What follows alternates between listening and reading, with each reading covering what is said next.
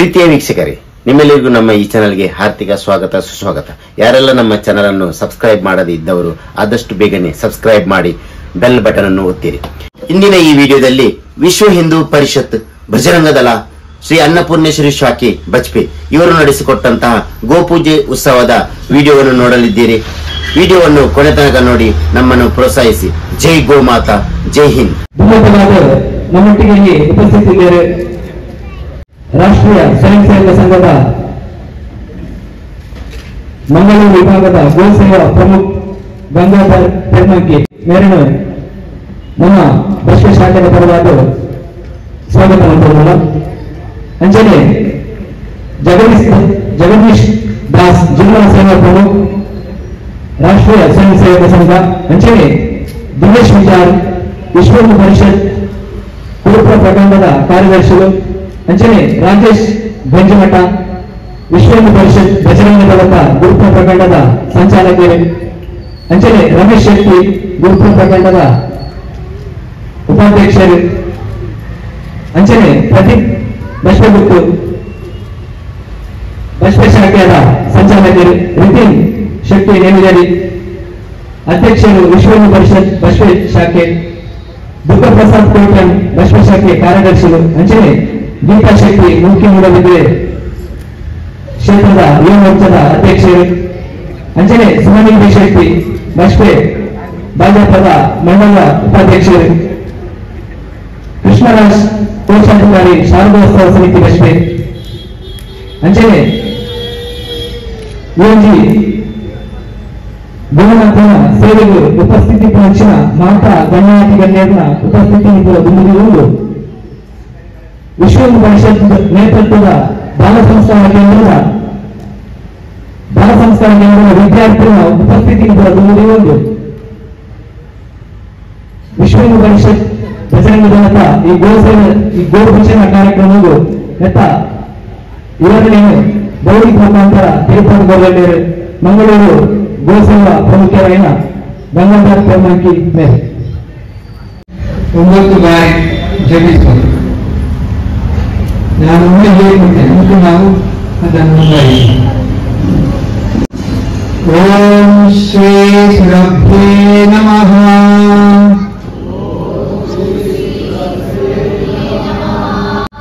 ಓಂ ಶ್ರೀ ಸುರಭ್ಯೇ ನಮಃ.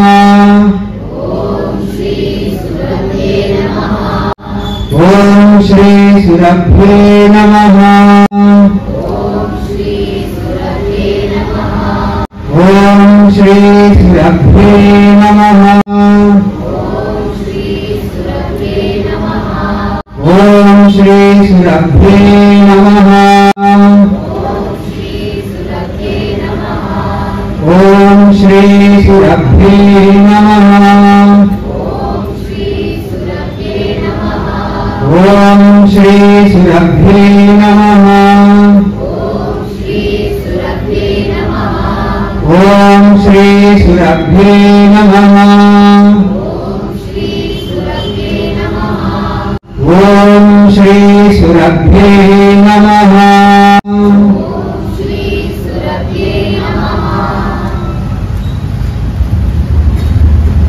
ವಿಶ್ವ ಹಿಂದೂ ಪರಿಷತ್ ಬಜರಂಗ ದಳ ಬಜ್ಪೆ ಶಾಖೆ ಇಲ್ಲಿಯ ಗೋಪೂಜಾ ಉತ್ಸವದಲ್ಲಿ ಸೇರಿರುವಂತಹ ಎಲ್ಲ ಕಾರ್ಯಕರ್ತ ಬಂಧುಗಳೇ, ಮಾತಾ ಭಗಿನಿಯರೇ, ಎಲ್ಲ ಗೋಭಕ್ತ ಬಂಧುಗಳೇ, ನಾವಿವತ್ತು ಒಂದು ವಿಶೇಷವಾದ ಕಾರ್ಯಕ್ರಮ 25ನೇ ವರ್ಷದ ಕಾರ್ಯಕ್ರಮಕ್ಕೋಸ್ಕರ ಸೇರಿಕೊಂಡಿದ್ದೇವೆ. ಗೋವಿನ ವಿಚಾರದಲ್ಲಿ ನಾವೆಲ್ಲ ತಿಳ್ಕೊಂಡವರೇ ಇದ್ದೇವೆ. ಆದರೆ ಒಂದಷ್ಟು ವಿಚಾರಗಳನ್ನ ನೆನಪು ಮಾಡುವಂತ ಪ್ರಯತ್ನ ಮಾಡ್ತೇನೆ. ಒಂದೇ ವಿಶ್ವಸ್ಯ ಗೋಮಾತರಂ ಅಂತ ಶ್ಲೋಕ ಇದೆ. ಅಂದ್ರೆ ಗೋಮಾತೆ ವಿಶ್ವಮಾತೆ. ನಾವು ಭಾರತದಲ್ಲಿ ಹಿಂದೂಗಳು ನಾವು ತಾಯಿಯ ಸ್ಥಾನದಲ್ಲಿ ಗೋವನ್ನು ಕಾಣ್ತೇವೆ. ನಮಗೆ ಹೆತ್ತ ತಾಯಿ ಒಂದು ಹಂತದವರೆಗೆ ಎದೆ ಹಾಲನ್ನು ಕೊಟ್ಟು ನಮ್ಮನ್ನ ಸಾಕಿ ಸಲಗ್ತಾಳೆ. ಆದ್ರೆ ನಮ್ಮೆಲ್ಲರನ್ನ ಜೀವನ ಪೂರ್ತಿ ಸಾಕಿ ಹಾಲು ಕೊಟ್ಟು, ಅದು ಹಾಲು, ಬೆಣ್ಣೆ, ಮೊಸರು, ತುಪ್ಪ, ಈ ರೀತಿ ಬೇರೆ ಬೇರೆ ವಿಧವಾದ ಪೌಷ್ಟಿಕ ಆಹಾರವನ್ನ ಕೊಡುವಂತಹ ತಾಯಿ ಗೋಮಾತೆ. ಇವರು ನಮಗೆ ಹಿಂದೂಗಳಿಗೆ ಮಾತ್ರ ಅಲ್ಲ, ಎಲ್ಲಾ ಜಾತಿಯವರು ಕೂಡ ಗೋವಿನ ಹಾಲನ್ನು ಉಪಯೋಗ ಮಾಡ್ತಾರೆ, ತುಪ್ಪವನ್ನು ಉಪಯೋಗ ಮಾಡ್ತಾರೆ. ಇಡೀ ವಿಶ್ವವೇ ಗೋವಿನ ಹಾಲನ್ನ ಉಪಯೋಗ ಮಾಡ್ತಾರೆ. ಅದರ ಆಹಾರ ತುಪ್ಪ, ಮೊಸರನ್ನು ಉಪಯೋಗ ಮಾಡ್ತಾರೆ. ಹಾಗಾಗಿ ಎಲ್ಲರಿಗೂ ತಾಯಿ ವಿಶ್ವಮಾತೆ ಅಂತ ಹೇಳ್ಬಹುದು. ಯಾಕೆ ಹಾಗೆ ಹೇಳ್ತಾರೆ? ನಾವು ಗೋವನ್ನ ಶ್ರೇಷ್ಠ ಸ್ಥಾನಕ್ಕೆ ಯಾಕೆ ಕಾಡ್ತೇವೆ ಅಂತ ಹೇಳಿದ್ರೆ, ನಾವು ಎಲ್ಲಾ ದೇವತೆಗಳನ್ನ ಗೋವಿನಲ್ಲಿ ಕಾಣಬಹುದು ಅಂತ ಹೇಳ್ತಾರೆ. 33 ಕೋಟಿ ದೇವತೆಗಳು ಗೋವಿನ ಶರೀರದಲ್ಲಿ ಆವಾಹನೆಯಾಗಿದ್ದಾರೆ ಅಂತ ಹೇಳ್ತಾರೆ. ಯಾಕೆಂದ್ರೆ ನಮ್ಮ ಪ್ರತಿಯೊಂದು ಪೂಜೆ ಆಗ್ಬೇಕಾದ್ರೆ, ನಾವೊಂದು ಮನೆ ಕಟ್ಟಿ ಗೃಹ ಪ್ರವೇಶ ಆಗ್ಬೇಕಾದ್ರೆ ಪ್ರಥಮವಾಗಿ ಯಾರು ಒಳಗೆ ಬರಬೇಕು ಅಂತ ಕೇಳಿದ್ರೆ ಗೋವು ಪ್ರವೇಶ ಆಗ್ಬೇಕು, ಗೋವಿನ ಪ್ರವೇಶ ಆಗ್ಬೇಕು. ಆಮೇಲೆ ಎಲ್ಲ ದೇವತೆಗಳ ಪೂಜೆ ಆಗುವಂತದ್ದು. ಎಲ್ಲ ದೇವತೆಗಳು ಅಲ್ಲಿ ಬರಲಿಕ್ಕೆ ಸಾಧ್ಯ ಇದೆ ಎನ್ನುವಂಥದ್ದು ನಂಬಿಕೆ ಇದೆ. ಅಲ್ಲಿ ಗೋಮೂತ್ರ ಗೋಮಯ ಬಿದ್ರೆ ಆ ಮನೆಯಲ್ಲಿರುವಂತಹ ಎಲ್ಲ ಕೆಟ್ಟ ಶಕ್ತಿಗಳ ದೂರ ಆಗ್ತದೆ. ಅಲ್ಲಿ ಎಲ್ಲ ದೇವರು ಅಲ್ಲಿ ಬರಲಿಕ್ಕೆ ಒಂದು ಕಾರಣ ಆಗ್ತದೆ ಎನ್ನುವಂತ ಒಂದು ನಂಬಿಕೆ ಇದೆ. ಹಾಗಾಗಿ ಪ್ರಪ್ರಥಮವಾಗಿ ಗೋವನ್ನು ಪ್ರವೇಶ ಮಾಡಿಸ್ತಾರೆ, ಗೋವಿನ ಪೂಜೆ ಮಾಡ್ತಾರೆ. ಗೋವು ಕೇವಲ ಪ್ರಾಣಿಯಿಂದ ಒಂದಷ್ಟು ಮಂದಿಯಲ್ಲಿ ಇದೆ, ಅದು ಪ್ರಾಣಿಯಲ್ಲ, ದೇವತೆ ಎನ್ನುವ ಭಾವದಿಂದ ನಾವು ಕಾಣಬೇಕು. ಗೋವಿನ ಶರೀರದಲ್ಲಿ ಎಲ್ಲ ದೇವತೆಗಳು ಆಹ್ವಾನಿಯಾಗಿದ್ದಾರೆ ಅಂತ ಹೇಳ್ತಾರೆ. ನಾವು ದೇವಸ್ಥಾನದಲ್ಲಿ ಒಂದು ಕಲ್ಲಿನ ಮೂರ್ತಿಯನ್ನು ಪ್ರತಿಷ್ಠೆ ಮಾಡ್ತೇವೆ, ಅದಕ್ಕೆ ಪ್ರಾಣ ಪ್ರತಿಷ್ಠೆ ಮಾಡಿ ಪೂಜೆ ಮಾಡ್ತೇವೆ. ಆದ್ರೆ ಅಲ್ಲಿ ತಂತ್ರಿಗಳು ಎಷ್ಟು ಶಕ್ತಿಯನ್ನು ತುಂಬಿಸಿದ್ದಾರೆ, ಆಮೇಲೆ ಯಾವ ರೀತಿಯಲ್ಲಿ ನಾವಲ್ಲಿ ಆರಾಧನೆ ಮಾಡ್ತೇವೆ ಅದರ ಆಧಾರದಲ್ಲಿ ಅಲ್ಲಿ ಶಕ್ತಿಯ ನಿರ್ಮಾಣ ಆಗ್ತದೆ. ಆದರೆ ಮೊನ್ನೆ ನಮ್ಮ ಉಡುಪಿಯ ಸ್ವಾಮೀಜಿಯವರು ಒಂದು ಮಾತು ಹೇಳ್ತಾರೆ, ಎಲ್ಲ ದೇವಸ್ಥಾನದಲ್ಲಿ ಕಲ್ಲಿನ ಮೂರ್ತಿಯನ್ನು ಪೂಜೆ ಮಾಡ್ತೇವೆ, ಅದಕ್ಕೆ ಬೆಳ್ಳಿಯ ಬಂಗಾರದ ಕಿರೀಟವನ್ನು ತೊಡಿಸ್ತೇವೆ, ಲಕ್ಷಾಂತರ ರೂಪಾಯಿ ಸುರಿತೇವೆ ದೇವಸ್ಥಾನದಲ್ಲಿ. ಆದರೆ ಕಣ್ಣಿಗೆ ಕಾಣುವಂತ ದೇವರು, ಪ್ರಾರಂಭದಲ್ಲಿ ಕಣ್ಣಿಗೆ ಕಾಣುವ ದೇವರು ನಮಗೆ ಹೆತ್ತ ತಾಯಿ, ತಂದೆ ತಾಯಿ ಅಂತ ಹೇಳ್ತಾರೆ. ಹಾಗೆ ಹೊತ್ತ ಗೋಮಾತೆ ಭಾರತ ಮಾತೆ ಅಂತ ಹೇಳ್ತಾರೆ. ಹಾಗೆ ಕಣ್ಣಿಗೆ ಕಾಣುವ ಪ್ರತ್ಯಕ್ಷ ದೇವರು ಯಾರು ಅಂತ ಕೇಳಿದ್ರೆ ಗೋಮಾತೆ.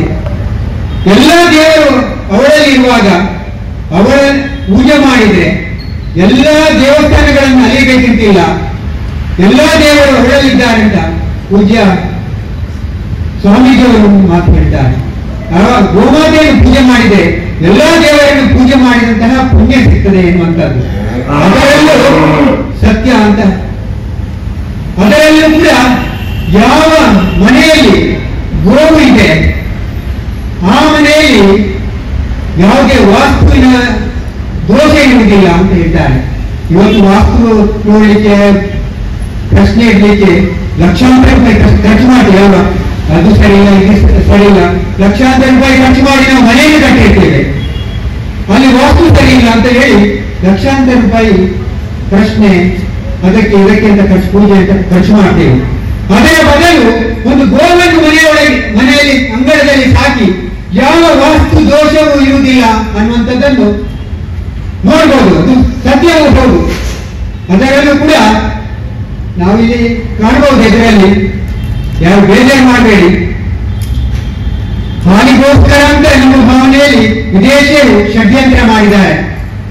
ನಮ್ಮ ದೇಶಿಕಳಿಯ ಅವನತಿಯನ್ನು ಕಾಣ್ತಾ ಇದ್ದೇವೆ ನಾವು.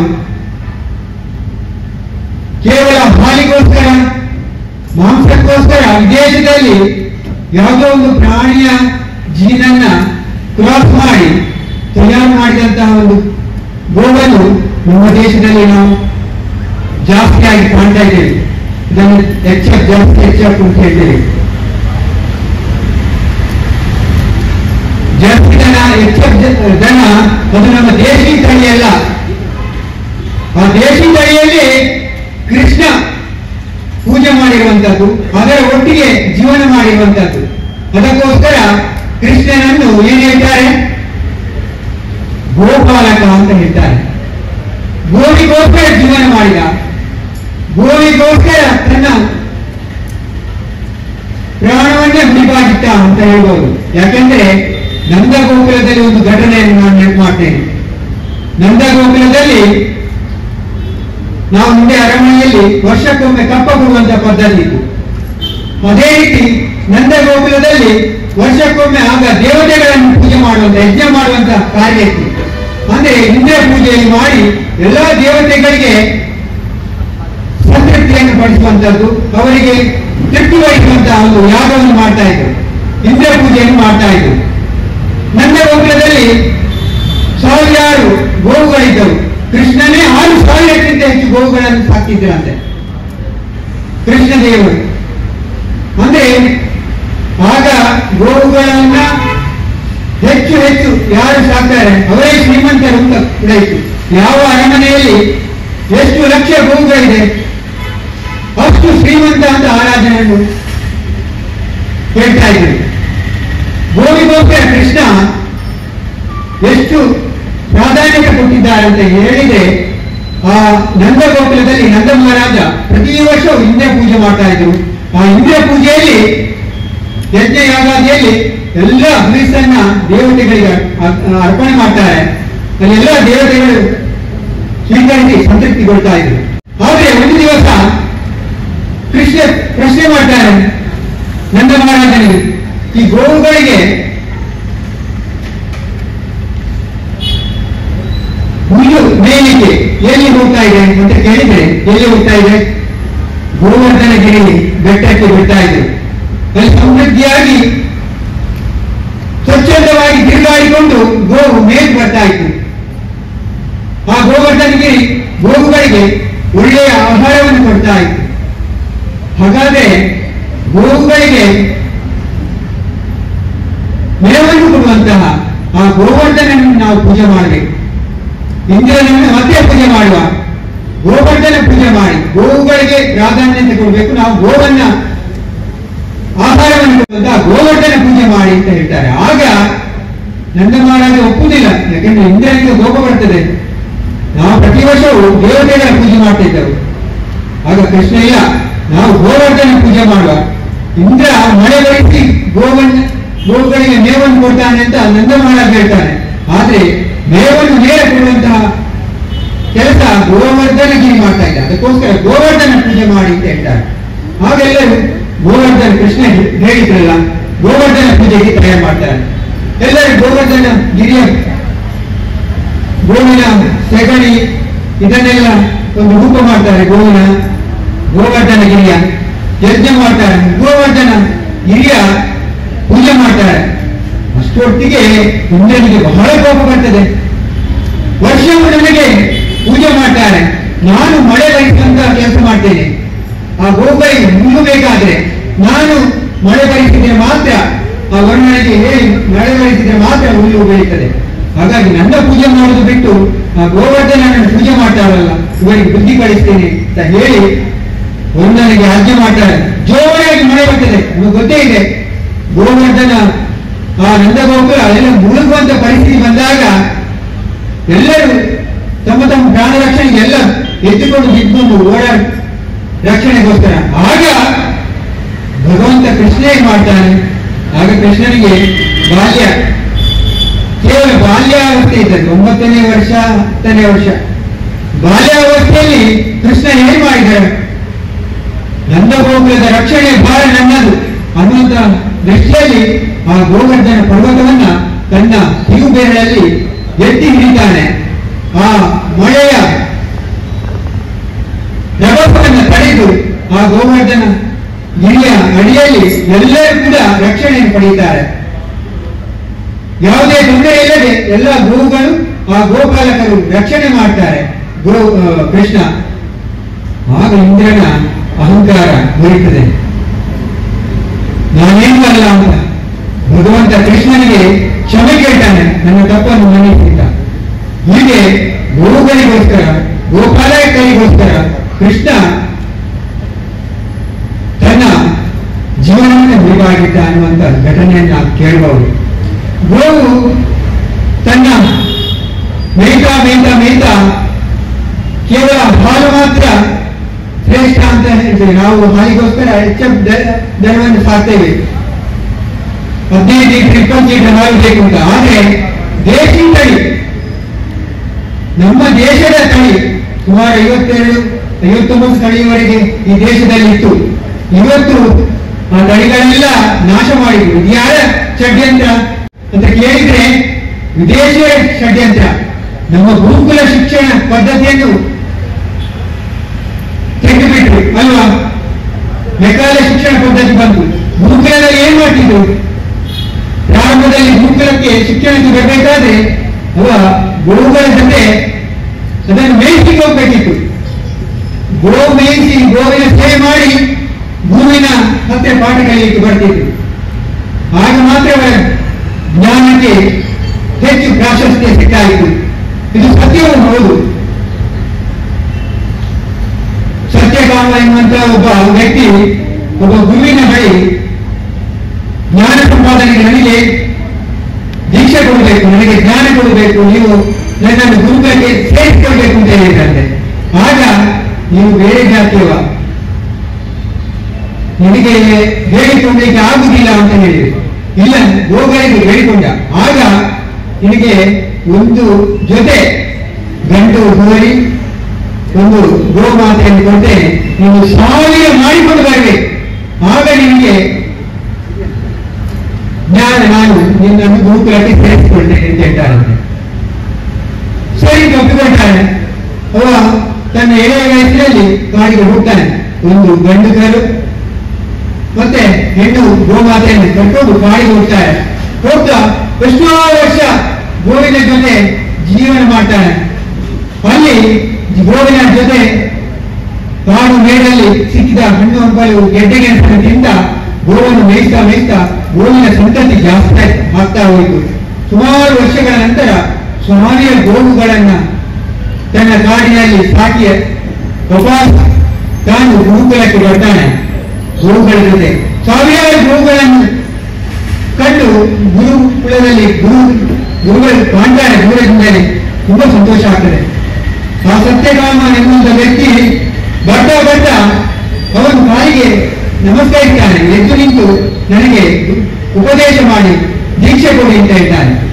ಆಗ ಗುರು ಒಂದು ಮಾತು ಹೇಳ್ತಾರೆ, ನೀನೆಲ್ಲ ಜ್ಞಾನವನ್ನು ಪಡ್ಕೊಂಡು ಜ್ಞಾನಿಯಾಗಿದ್ದಿ, ನಿನಗೆ ಇನ್ನೇನು ಹೇಳಿಕೊಳ್ಳುವಂತ ಅವಶ್ಯಕತೆ ಇಲ್ಲ. ನೀನು ಇಷ್ಟು ಗೋವುಗಳನ್ನ ಸಂರಕ್ಷಣೆ ಮಾಡಿ ಈ ಗೋವಿನ ಜೊತೆ ಇದೆಯಲ್ಲ, ನಿನ್ನ ಮುಖದಲ್ಲಿ ಬ್ರಹ್ಮ ತೇಜಸ್ಸು ಕಾಣ್ತಾ ಇದೆ. ನೀನು ಜ್ಞಾನಿಯಾಗಿದ್ದಿ, ನಿನಗೆ ಪೂರ್ಣ ಪ್ರಮಾಣದ ದೀಕ್ಷೆ, ನಿನಗೆ ಆಶೀರ್ವಾದ ಇದೆ, ಗೋವಿನ ಆಶೀರ್ವಾದ ಇದೆ. ಹಾಗಾಗಿ ನೀನು ಜ್ಞಾನಿಯಾಗಿದ್ದಿ ಅಂತ ಹರಸ್ತಾರೆ. ಅಂದ್ರೆ ಗೋವಿನ ಸಹವಾಸ ಮಾಡಿದ್ರೆ ಸಾಕು, ನಾವು ಜ್ಞಾನವನ್ನು ಪಡೆಯಲಿಕ್ಕೆ ಸಾಧ್ಯ ಇದೆ ಎನ್ನುವಂಥದ್ದು ಗುರುಕುಲದ ಶಿಕ್ಷಣ ಪದ್ಧತಿಯನ್ನು ಕಲಿಸಿಕೊಡ್ತಾ ಇದ್ರು. ಆದ್ರೆ ವಿದೇಶಿಯನ್ನು ಷಡ್ಯಂತ್ರ ಮಾಡಿ ನಮ್ಮ ದೇಶದಲ್ಲಿ ನಡೆಸಿ ಅಲ್ಲಿ ಸಾಕುವಂತ ಹಾಲಿಗೋಸ್ಕರ ಮಾತ್ರ ಸಾಕುವಂತ ಆ ಗೋವುಗಳನ್ನ ಇಲ್ಲಿ ಕೂಡ ಕ್ರಾಸ್ ಮಾಡಿಕೊಂಡು ತಂದು ಆ ಕಾರಣಕ್ಕೋಸ್ಕರ ಇವತ್ತು ಎಲ್ಲವೂ ನಮ್ಮ ದೇಶಿ ತಳಿ ನಶಿಸಿ ಹೋಗ್ತಾ ಇದೆ. ದೇಶಿ ತಳಿಯ ಹಾಲು ಎಷ್ಟು ಅಮೃತಕ್ಕೆ ಸಮಾನ ಅಂತ ಹೇಳ್ತಾರೆ. ಅಂದ್ರೆ ಇವತ್ತು ಅನೇಕ ರೋಗಗಳಿಗೆ ಇವತ್ತು ಕಾರಣ ಏನು ಅಂತ ಕೇಳಿದ್ರೆ, ಅನೇಕ ವಿಜ್ಞಾನಿಗಳು ಕೂಡ ಟೆಸ್ಟ್ ಮಾಡಿದ್ರು. ನಾವು ದಿನನಿತ್ಯ ಆಹಾರದಲ್ಲಿ ಹಾಲನ್ನು ಉಪಯೋಗ ಮಾಡ್ತೇವೆ, ತುಪ್ಪವನ್ನು ಉಪಯೋಗ ಮಾಡ್ತೇವೆ, ಮೊಸರನ್ನು ಉಪಯೋಗ ಮಾಡ್ತೇವೆ ಅಲ್ವಾ? ಇವತ್ತು 40 ವರ್ಷದವರೆಗೂ ಕೂಡ ತಲೆ ಕೂದಲು ಹಣ್ಣಾಗಲಿಕ್ಕೆ ಶುರುವಾಗಿದೆ, BP ಶುಗರ್ ಬಂದಿದೆ, ಗಂಟು ನೋವು ಶುರುವಾಗಿದೆ, ಬೆನ್ನು ನೋವು ಶುರುವಾಗಿದೆ. ಇವತ್ತು ಆಸ್ಪತ್ರೆಗಳು ಜಾಸ್ತಿ ಆಗಿದೆ ಅಲ್ವಾ? ನಮ್ಮ ಗೋಸೇವಾ ವೈದ್ಯ ಡಾಕ್ಟರ್ DP ರಮೇಶ್ ಅಂತ ಬೆಂಗಳೂರಿನವರು ಇಡೀ ರಾಜ್ಯದಾದ್ಯಂತ ದೇಶದಾದ್ಯಂತ ಓಡಾಡಿಕೊಂಡು ಪಂಚಗವ್ಯದ ಚಿಕಿತ್ಸೆಯನ್ನು ಮಾಡ್ತಾ ಬಂದರು. ನಮ್ಮ ಮಂಗಳೂರಿನಲ್ಲಿ ಕಳೆದ ವರ್ಷ ಸಂಗನಿಕೇತನದಲ್ಲಿ ಒಂದು ಒಂದು ದೊಡ್ಡ ಕ್ಯಾಂಪ್ ಅನ್ನು ಮಾಡಿದರು. ಶಾರದಾ ಆಯುರ್ವೇದ ಕಾಲೇಜ್ ಆಸ್ಪತ್ರೆ, ಪುತ್ತೂರಿನಲ್ಲಿ ಎರಡು ಆಸ್ಪತ್ರೆಗಳು ಈಗಾಗಲೇ ಕ್ಯಾನ್ಸರ್ ಕೇರ್ ಸೆಂಟರ್ ಅನ್ನು ಶುರು ಮಾಡಿದೆ. ಆ ಕಾರಣದಿಂದಾಗಿ ಇವತ್ತು ನಮ್ಮ ಗ್ರಾಮದಲ್ಲಿ 2-3 ಪೇಷಂಟ್ಗಳು ಆ ಡಾಕ್ಟರ್ ಡಿ ಪಿ ರಮೇಶ್ ಸಂಪರ್ಕ ಮಾಡಿದ್ರು. ನಮ್ಮ ಜಗದೀಶ್ ಇದ್ದಾರೆ ಇಲ್ಲಿ, ಅವರೊಬ್ಬರು ನನಗೆ ಅವತ್ತು ಒಂದು ಫೋನ್ ಮಾಡಿದ್ರು. ನನಗೆ ಫೋನ್ ಮಾಡಿ ಇನ್ನೊಬ್ರು ಪೇಷಂಟ್ ಇದ್ದಾರೆ, ಅವರನ್ನು ಡಾಕ್ಟರ್ ಹತ್ರ ಕರ್ಕೊಂಡು ಬರಬೇಕು ಅಂತ ಹೇಳಿದ್ರು. ಆಯ್ತು, ಕರ್ಕೊಂಡು ಬನ್ನಿ. ಅವರಿಗೆ ಊಟ ಮಾಡಲಿಕ್ಕೆ ಆಗುದಿಲ್ಲ, ಏಳಿಕೆ ಆಗುದಿಲ್ಲ, ಎದ್ದು ಕೂತ್ಕೊಳ್ಳಿಕ್ಕೆ ಆಗುದಿಲ್ಲ ಅಂತ ಪರಿಸ್ಥಿತಿ, ಸ್ವರವೇ ಬರ್ತಿಲ್ಲ, ಗಂಟಲಲ್ಲಿ ಸಮಸ್ಯೆ ಆಗಿದೆ. ಆದ್ರೆ ಈ ಕರ್ಕೊಂಡು ಮಾಡಿ ಡಾಕ್ಟರ್ ಇಲ್ಲಿ ಡಾಕ್ಟರ್ ಹೇಳಿದ್ದಾರೆ ಕಿಮೋಥೆರಪಿ ಮಾಡಿ ತಕ್ಷಣ ಅಂತ. ಆದ್ರೆ ನೀವು ಅದನ್ನು ಬಿಟ್ಟು ಇಲ್ಲಿ ಬನ್ನಿ ಅಂತ ಹೇಳಿದ್ರು. ಅವರು ಡಾಕ್ಟರ್ ಡಿ ಪಿ ರಮೇಶ್ ಅವರನ್ನು ಕಂಡು ಪಂಚಗವ್ಯದ ಚಿಕಿತ್ಸೆಯನ್ನು ಶುರು ಮಾಡಿದರು. ಕೇವಲ ಒಂದೇ ತಿಂಗಳಿನ ರಿಪೋರ್ಟ್ ಅಲ್ಲಿ ಕಡಿಮೆ ಆಗುವಂತಹ ಅಂಶಗಳು ಕಂಡಿತು. ಅವರಿಗೆ ವಿಶ್ವಾಸ ಬಂತು. 2 ತಿಂಗಳು ಅವರ ಔಷಧಿಯನ್ನು ಮಾಡಿದ್ರು. ಸುಮಾರು 3-4 ಸಾವಿರದ ಔಷಧಿಯನ್ನು ಅವರು ಕೊಡ್ತಾರೆ ಅಷ್ಟೇ. ಇಲ್ಲಿ 30,000, 40,000, 1 ಲಕ್ಷ ಅಂತ ಇಲ್ಲ. 2-3 ಸಾವಿರದ ಔಷಧಿಯನ್ನು ತಿಂಗಳಿನಲ್ಲಿ ಮಾಡ್ತಾ 3 ತಿಂಗಳಲ್ಲಿ ಅವರು ಟೆಸ್ಟ್ ಮಾಡಿದಾಗ ಅವರ ಗಂಟಲಲ್ಲಿರುವಂತಹ ಕ್ಯಾನ್ಸರ್ ಕಾರಕ ವಿಷಾಣುಗಳು ಸಹಿತ ಬಂದಿದೆ. ಅವರು ಉದ್ದಾನಕ್ಕೆ ಊಟ ಮಾಡಲಿಕ್ಕೆ ಶುರು ಮಾಡಿದ್ದಾರೆ, ಎದ್ದು ಕೂತ್ಕೊಳ್ತಾರೆ. ಮತ್ತೆ ಟೆಸ್ಟ್ಗೆ ಹಾಸ್ಪಿಟಲ್ಗೆ ಹೋದ್ರು. ನಿಮ್ಮ ಡಾಕ್ಟರ್ ಟೆಸ್ಟ್ ಮಾಡಿಸಿದ್ದ ಹೇಳಿ ಹೋಗಿ ಅವರು ಟೆಸ್ಟ್ ಮಾಡಿದಾಗ ಬಹಳ ಹುಷಾರಾಗಿದ್ದಾರೆ. ಅವರು 4 ತಿಂಗಳಲ್ಲೇ ಅವರು ಆರಾಮವಾಗಿ ಊಟ ಮಾಡಲಿಕ್ಕೆ ಶುರು ಮಾಡಿದರು, ಮಾತಾಡಲಿಕ್ಕೆ ಶುರು ಮಾಡಿದರು, ಅವರ ಕೆಲಸವನ್ನು ಅವರು ಮಾಡಲಿಕ್ಕೆ ಶುರು ಮಾಡಿದರು. ಸುಮಾರು 4 ತಿಂಗಳಲ್ಲಿ ಒಂದು ಒಳ್ಳೆಯ ಪ್ರೋಗ್ರೆಸ್ ಅನ್ನು ಕಂಡು. ಇದು ಯಾವ್ದಿಂದ ಅಂತ ಕೇಳಿದ್ರೆ ಪಂಚಗವ್ಯ ಚಿಕಿತ್ಸೆಯಿಂದ ಅವರ ಮನೆಯವರಿಗೆ ಬಹಳ ಖುಷಿ ಆಯಿತು. ಇಷ್ಟು ಸುಲಭವಾಗಿ ಒಂದು ಕ್ಯಾನ್ಸರ್ ಅನ್ನು ಗುಣ ಮಾಡುವಂತ ಶಕ್ತಿ ಗೋವಿನ ಪಂಚಗವ್ಯಕ್ಕೆ ಇದೆ ಎನ್ನುವಂಥದ್ದು ಅವರಿಗೆ ಸಂತೋಷ ಆಯಿತು. ಅವರ ಮುಖಾಂತರ ಮೊನ್ನೆ ಶಾರದಾ ಆಯುರ್ವೇದ ಕಾಲೇಜಿನಲ್ಲಿ ಒಂದು ಕ್ಯಾನ್ಸರ್ ಕೇರ್ ಸೆಂಟರ್ ಅನ್ನು ಉದ್ಘಾಟನೆ ಮಾಡಲಿಕ್ಕಿತ್ತು. ನಮ್ಮ ಹೊಸಗಂತ ಪತ್ರಿಕೆಯ ಆಫೀಸ್ನಲ್ಲಿ ಕೆಲಸ ಮಾಡಿದ ಒಬ್ಬರು ಬಾಳೆಕುಂಡ ಪುತ್ತೂರಿನವರು, ಅವರು ಕೂಡ 7 ಸರ್ತಿ ಕಿಮೋಥೆರಪಿ ಮಾಡಿದ್ದಾರೆ, ಲಕ್ಷಾಂತರ ರೂಪಾಯಿ ಖರ್ಚು ಮಾಡಿದ್ದಾರೆ, ಲಾಸ್ಟ್ ಸ್ಟೇಜ್ ಅಂತ ಹೇಳಿದ್ದಾರೆ. ಆದರೆ ಅವರನ್ನು ಕೂಡ ಪಂಚಗವ್ಯದ doctor D P Ramesh treatment ಮಾಡಿದ ಕಾರಣಕ್ಕೋಸ್ಕರ ಅವರು ಗುಣ ಆದರು 3 ತಿಂಗಳಲ್ಲಿ 4 ತಿಂಗಳಲ್ಲಿ. ಅವರ ಮೊನ್ನೆ ಪೇಪರ್ನಲ್ಲಿ ಬಂದಿದೆ, ನಾವು ನೋಡ್ಬೋದು.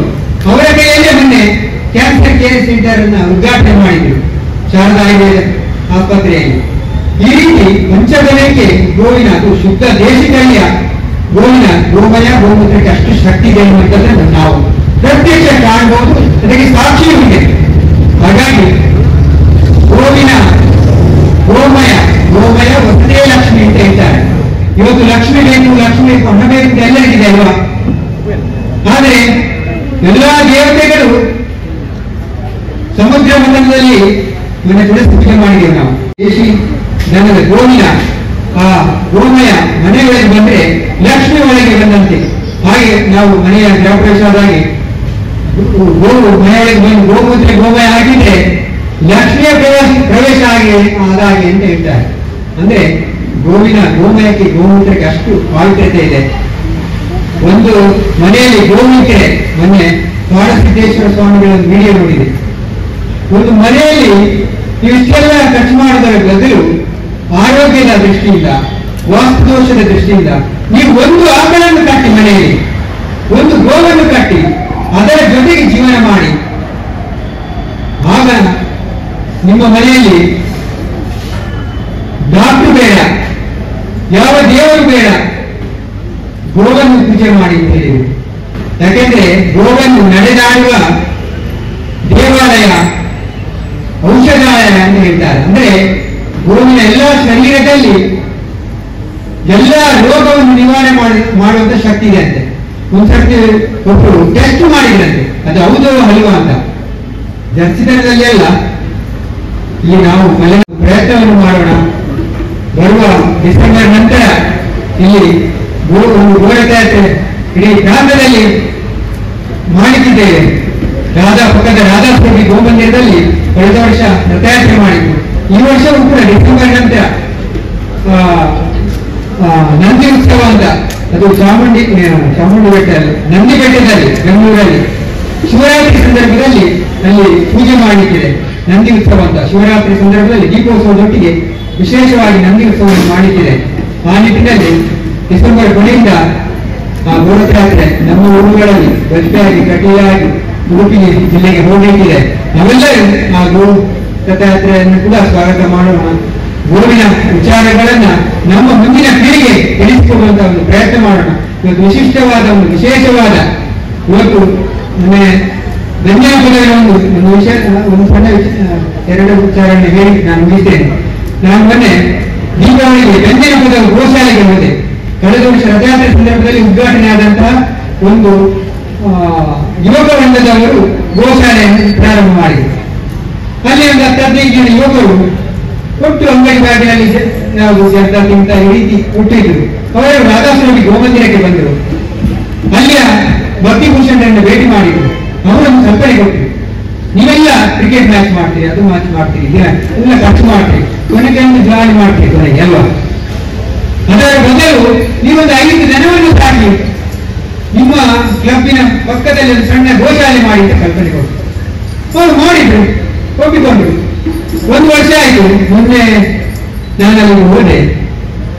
ಅಲ್ಲಿ ಎಲ್ಲಿವರೆಗೆ ಅಂತ ಹೇಳಿದ್ರೆ ಅಲ್ಲಿ ಗೋರು ತರುವಾಗಿದ್ದಕ್ಕೆ ತೊಟ್ಟಿಲು ಹಾಕುವ 16ನೇ ದಿವಸ ತೊಟ್ಟಿಲು ಹಾಕುವ ಕಾರ್ಯಕ್ರಮ ಮಾಡ್ತಾ ಇದ್ದಾರೆ.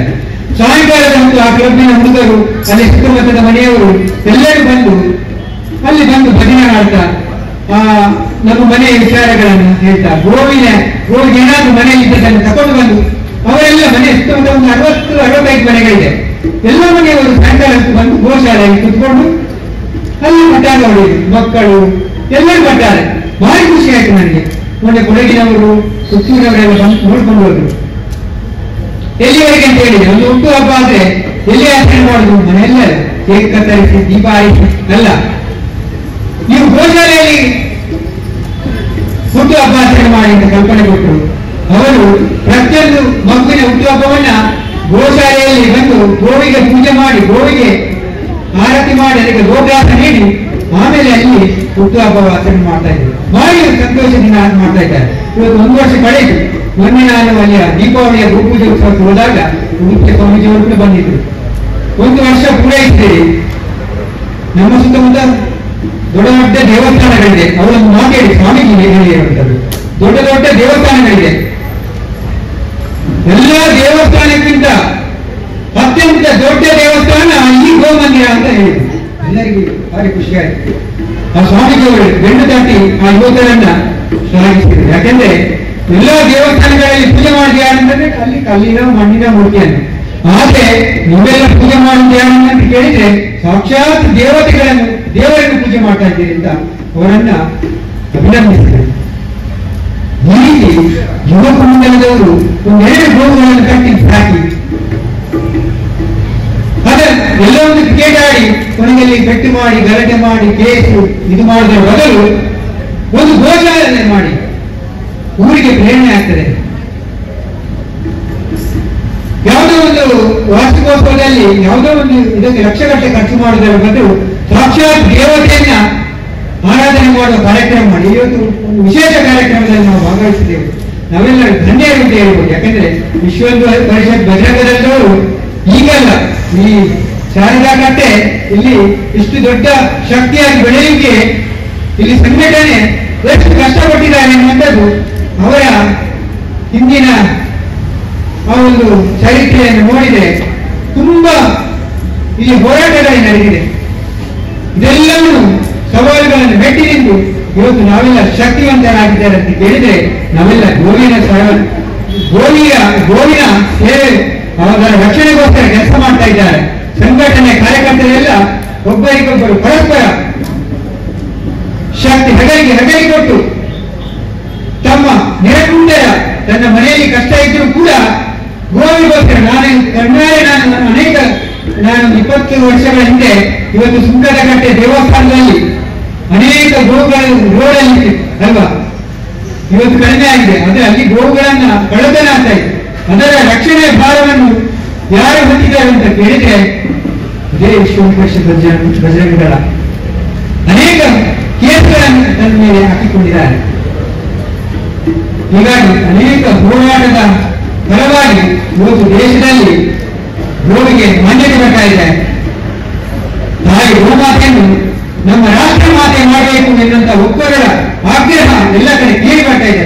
ನಾವೆಲ್ಲರೂ ಆ ನಿಟ್ಟಿನಲ್ಲಿ ಎಲ್ಲರೂ ಕೈಗೆ ಕೈ ಸೇರುತ್ತೆ, ಹೆಗಲಿ ಕೊಟ್ಟು ನಾವೆಲ್ಲ ಗೋಮಾತೆಯನ್ನು ರಕ್ಷಿಸುವಂತಹ ಕಾರ್ಯವನ್ನ ಮಾಡೋಣ ಎನ್ನುತ್ತಾ ನನ್ನೆರಡು ಮಾತನ್ನ ಕೊನೆಗೊಳಿಸ್ತೇನೆ.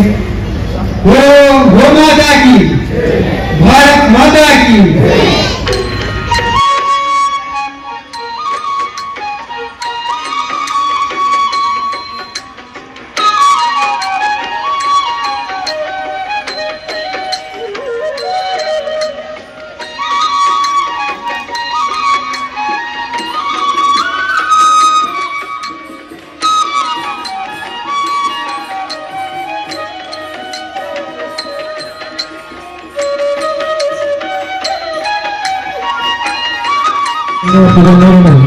ಧನ್ಯವಾದಗಳು. ಬಾಲ ಸಂಸ್ಕಾರ ಕೇಂದ್ರದ ಜೋಗುರು ಅಂಜನೆ ಮಾತಾ ಗುರುಗಳ ಯುವಕರಿಗೆ ಮಾತಾ ಹಿರಿಯರಿಗೆ ಮಾತಾ ಗಣ್ಯರಿಗೆ ಧನ್ಯವಾದಗಳು.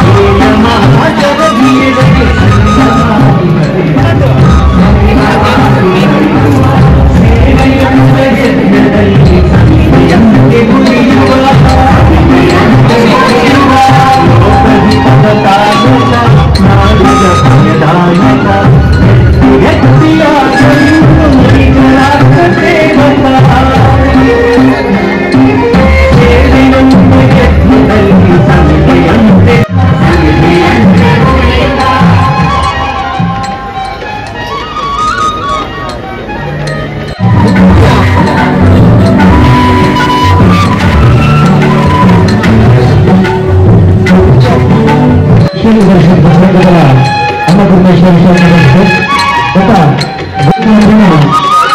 ಮತ್ತು ರಾಷ್ಟ್ರೀಯ ಸ್ವಯಂ ಸೇವಕ ಸಂಘದ ಸದಸ್ಯರು ಕುರಿತು ಅಭಿನಂದಿಸುವವರಿಗೆ ವಿನಂತಿಗಳು. ಮುಂಚೆನೆ